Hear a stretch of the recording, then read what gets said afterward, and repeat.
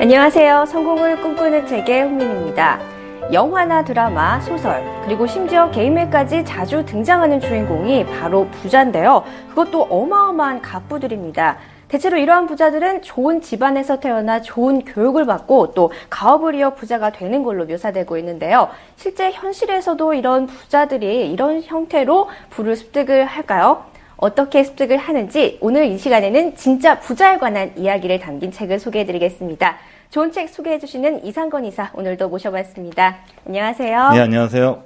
네, 오늘 이 책 슈퍼리치, 제목이 슈퍼리치입니다. 부자들에 관한 책 저도 참 궁금한데요. 빌 게이츠나 워렌 버핏 또 월마트 창업자인 샘 월튼 등 세계 최고의 부자들이 어떻게 막대한 부를 쌓을 수 있었는지에 관한 내용이 담겨 있는 것 같습니다. 소개 좀 해주시죠.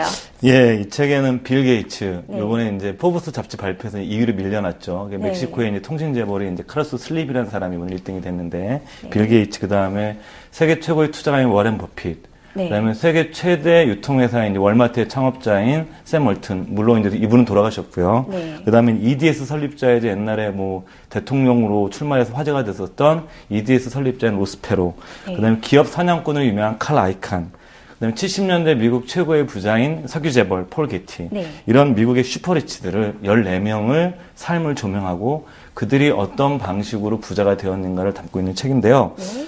이 책은 뭐 단순하게 인물들을 다루고 있기도 하지만 더 중요한 것은 이 책에서는 그 단순한 그들의 성공 스토리를 넘어서는 비즈니스 철학이라든가 비즈니스 원칙 이런 걸 다루고 있기 때문에 뭐 비즈니스 교양서로도 상당히 그 의미가 있는 책이라고 할 수가 있고요.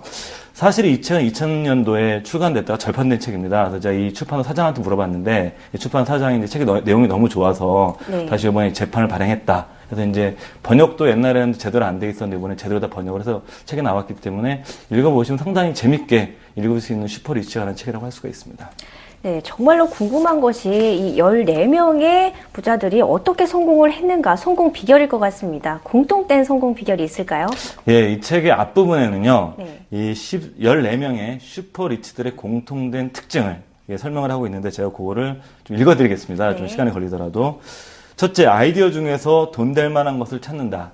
그러니까 역사상 발명가보다는 발명한 아이디어를 좀 활용한 사람들이 부자가 된 예가 많거든요. 그러니까 아이디어 중에서 돈 될 만한 것을 찾는다. 두 번째, 네. 규칙은 깨어지기 마련이다. 네. 그러니까 기존의 관습적 지혜를 깨부셔라. 이런 얘기를 하고 있고요. 세 번째, 모방이 혁신보다 훨씬 더 유용하다. 그러니까 네. 남의 생각을 훔쳐라. 이런 얘기를 하고 있고요. 끊임없이 성장하라. 그리고 주식을 보유한다. 고생을 기꺼이 감수한다. 대부분 성공한 사람들은 거의 다 일 중독자들입니다. 그러니까 이제 그 주식을 보유하고 고생을 기꺼이 감수할 필요가 있는 거고요. 그다음에 금융수단을 최대한 이용한다. 그다음에 만약을 위해 대안을 항상 염두에 둔다. 그다음에 실패는 할 수 있지만 거기서 무엇인가를 배워야 한다. 근건 절약을 잊어서는 안 된다. 뭐 일을 즐겨야 한다. 때로는 철면피가 되어야 된다. 네. 이런 점들이 이 14명의 슈퍼리치들의 공통점이라고 합니다. 그 공통점 중에요. 모방이 혁신보다 유용하다라는 말이 인상적인 것 같은데요. 이것은 어떤 의미인가요? 이제 한 시골에서 조그만 네. 시골에서 슈퍼마켓 주니어다 세계 최대 유통업체를 이끈 사람이 바로 월마트의 창업자인 샘 월튼인데, 네. 샘 월튼의 취미가 뭐였는지 아세요? 글쎄요. 네. 경쟁 업체들을 구경 가는 게 중요한 취미였었습니다. 네. 뭐 휴가를 가더라도 그 인근에서 어떤 가게가 굉장히 장사를 잘한다 그러면 반드시 거기 가서 왜 잘 되는지. 네. 그래서 이런 얘기를 합니다. 지금은 파산한 회사인데 그 당시 최대 유통업체 K마트였거든요. 그러니까 이제 월마트가 창업자인 샘 월튼의 한 유명한 얘기 중에서 K마트 매장을 K마트 직원보다 내가 더 많이 방문했을 것이다. 그래서 이제 뭐 그 월마트의 매대 높이라든가 그 다음에 네. 배송 시스템 이런 것들이 전부 다 다른 사람 걸 다 훔쳐온 겁니다. 그래서 이제 샘 월튼이 한 유명한 얘기 중에서 사실 내가 새롭게 내놓은 것은 거의 없다. 난 남들의 생각을 훔쳐온 것이다. 아니 베꼈다는 표현이 더 정확할 것이다. 이런 얘기를 했었고요.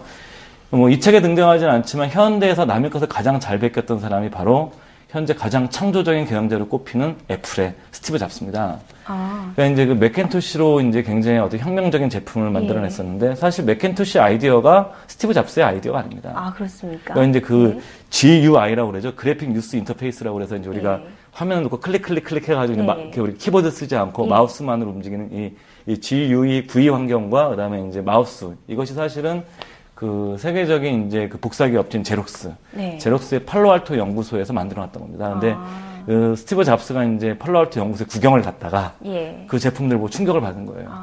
저 아이디어를 내가 써먹어야 되겠다. 네. 그래서 만들어진 게 이제 맥킨토시라는 게 등장을 하고 그것이 바탕이 돼서 오늘날 그 애플사가 만들어졌고 예. 현재 스티브 잡스를 가장 뛰어난 창조적인 크리에이티브한 경영자로 꼽고 있는 것이죠. 그래서 이제 보게 되면 스스로 혁신을 통해 성공한 사람보다는 다른 사람들의 아이디어를 훔치고 자신의 것으로 만든 사람들이 오히려 더 커다란 부자가 됐다라고 얘기를 하고 있습니다. 또 모방을 해서 자신의 것으로 바꾸는 것도 상당히 중요한 말씀이군요. 예. 이 책의 앞부분을 보니까요, 학업 성적과 돈 버는 것과의 상관관계에 대해서 나오는데요. 예. 흔히 부모님들이 어렸을 적에 공부할 때 공부 열심히 해서 잘해야 나중에 돈 많이 벌고 훌륭한 사람 된다라고 말씀 많이 하시는데요. 저자는 어떻게 보고 있나요? 일단은 뭐 그런 얘기를 합니다. 그 돈을 버는 데는 뭐 학력이나 학벌이 필요가 예. 없는 거 아니냐는 얘기를 하는데 저자는 좀 다른 주장을 합니다. 그러니까 꼭 학벌이 좋다는 것이 아니라 똑똑한 사람들이다. 기본적으로 명석하고 지적으로 뛰어난 사람들 얘기를 하고 있는데요. 이를테면 워렌 버핏 같은 경우에는 그 워렌 버핏의 스승이 가치 투자의 창시자이자 뭐 아버지라고 불리는 벤자민 그레이엄인데 이 벤자민 그레이엄의 증권 분석 수업 시간에서 유일하게 A+를 받았던 학생입니다. 그다음에 빌 게이츠는 얼마 전에 우리나라에서 문제가 됐었던 그 미국 대학 적성 시험 SAT라고 해서 뭐 시험을 유출해가지고 난리 난 적 있지 않았습니까? 미국 SAT 대학 적성 검사 시험에서 만점을 받았던 학생이고요. 전미 수학 경시 대회에서 상위 10위권 안에 들었던 학생이었습니다. 그러니까 뭐 많은 분들이 이제 하버드 대학교 중퇴한 것만 보는데 중퇴하지 않더라도 굉장히 똑똑한 사람이었고요. 그 다음에 기업 사냥꾼으로 유명한 칼 아이칸 같은 경우에는 프린스턴 대학, 그 아이비리그의 명문 대학 중에 하나죠. 그래서 철학을 공부했는데 이런 얘기를 합니다. 20세기 철학을 공부하는 것은 기업 인수를 위해 자신의 마음을 훈련하는 데 큰 도움이 된다. 이런 얘기를 하고 있고요. 물론 이제 어려운 환경 때문에 고등교육을 받지 못한 사람들도 있지만 상당수의 부자들은 지적으로 굉장히 명석함을 가지고 있는 사람들이다. 라고 얘기를 하고 있습니다. 책을 보다 보니까요, 과거에 대통령 선거에도 출마했었던 로스페로의 이야기도 참 흥미로운데요. 소개 좀 해주시죠. 저도 뭐 이 책에서 굉장히 재밌게 읽었던 사례 중에 하나가 로스페로라는 인물인데요. 원래 로스페로는 IBM, 뭐 세계 최고의 그 IT 기업 중에 하나죠. 그 IBM의 세일즈맨이었습니다. 근데 IT 서비스, 요즘 굉장히 IT 서비스 산업 분야가 되게 일상화되어 있는데 이런 분야를 개척했던 최초의 기업가인데요. 그 로스페로 같은 경우는 굉장히 재미난 게 그 조직 관리입니다. 그러니까 로스페로의 직원들이 그 회사 직원들은 자기 회사에 대한 충성심이 대단했다고 그러는데요. 왜 그랬나 저도 궁금해서 봤더니 첫 번째는 뭐냐면 자기 회사의 주식을 직원들이 소유하도록 했고요. 그다음에 로스페로가 또 직원들에 대해서 굉장히 애정을 많이 가졌는데 만약에 직원들의 아내가 출산을 하면 일일이 꽃다발을 두고 병문안을 갔을 정도로 했었고요. 그다음에 뭐 수술을 받아야 되는 직원이 있으면 자기 인맥을 동원하고 이 사람 부자였으니까 의사를 소개해서 그 사람 수술을 받을 수 있을 정도로 세세한 부분까지 직원들을 관리해서 굉장히 막강한 충성심이 강한 조직을 만들었는데 과거에 EDS를 퇴사했던 한 전직 간부의 말이 굉장히 좀 재밌었습니다. 한번 읽어드리겠습니다. 만일 로스페로가 나에게 이유를 설명하지 않은 채 알래스카까지 운전해서 가야 한다고 말하면 나는 1시간 이내에 차를 준비할 것이다. 자동차를 준비할 것이다. 또한 나의 아내는 내가 수화기를 내려놓기도 전에 나의 짐을 꾸리고 있을 것이다. 참 대단한 분이신 것 같습니다. 그렇죠. 끝으로요, 슈퍼리치가 되기 위해서는 어떤 사고방식을 가지면 좋을까요? 일단은 그 큰 부자가 되기 위해서는 사실 모든 사람이 큰 부자가 될 수는 없지만 이들이 어떤 부의 축적 과정을 잘 들여다보게 되면 많은 좀 시사점이 있을 것 같은데요.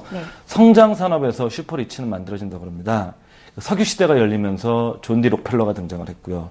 IT 시대가 열리면서 IT 산업이 성장 산업이 되면서 빌 게이츠가 등장했습니다. 물론 성장 속도가 느린 산업에서도 부자가 나올 수 있지만 커다란 슈퍼리치가 단계에 나오기 어렵다라고 얘기를 하고 있습니다. 그리고 두 번째로 생각해봐야 될 것은 자본주의 사회에서 나에게 돌아올 파이, 수익의 몫을 줄여내는 것은 바로 경쟁이거든요. 그런데 경쟁의 위험에 맞서라라고 저자는 얘기를 하고 있고요. 그렇기 때문에 경쟁은 평준화시키기 때문에 경쟁의 위험에 맞서는 전략이 필요하다라고 얘기를 하고 있습니다. 네, 잘 들어봤습니다. 오늘 슈퍼리치에 관한 이야기를 들어봤는데요. 누구나 슈퍼리치가 되는 꿈을 꾸는데 그 방법을 알아도 사실상 이루기는 쉽지가 않잖아요. 오늘 소개해주신 슈퍼리치를 통해서 방법은 이제 어느 정도 알아냈으니까요. 이제 마인드 컨트롤과 또 행동력이 필요한 때일 것 같습니다. 오늘 흥미로운 책 소개해주셔서 너무 고맙습니다.